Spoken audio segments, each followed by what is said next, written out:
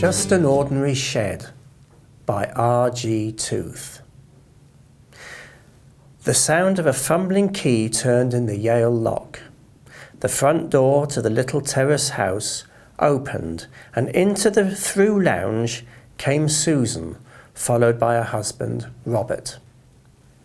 "Damp," she said as she sniffed the air. "I suppose it would be. You sure you want to go through with this?" said Robert, putting down his hold-all. He was all too aware of his wife's health. "It won't do itself," she replied in her obstinate way. "I know, but I'll be all right.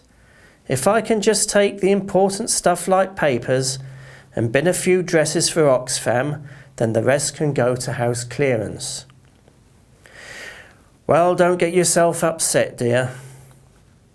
She stood there, with her hands on her hips, looking round and shaking her head in despair. Her mother had let herself go with alcoholism, and the place was full of clutter. The table and sofa had become a dumping ground. There were some nice ornaments that were jostling with the empty bottles to be seen. "And don't forget it will have to be done while it's light. No electricity." "Now you say." "I did say. That's why I've made up a thermos. Remember?" Susan then made her way to the door that led to the staircase. This was at right angles to the door that led off to the kitchen. "Come on, Robert, bring that case with you." "Aye, aye, Captain," he responded as they climbed the stairs which led to the 2 bedrooms.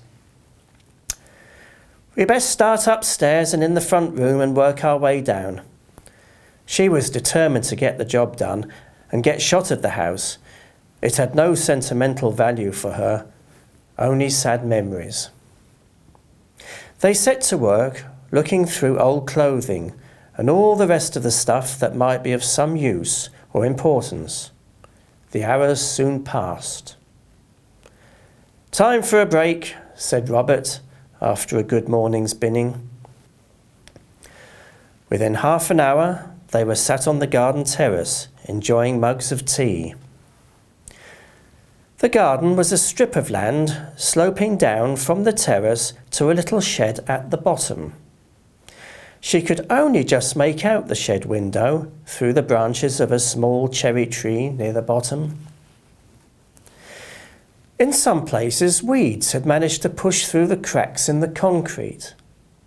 Susan and Robert had found a couple of chairs that held their weight, so were sat at the little table with the torn parasol over it. From the corner of her eye, she thought she saw someone or something looking out from inside the shed. But when she turned to look at it directly, there was no one there. "But why should there be?" she kept thinking to herself. "It's an old locked shed."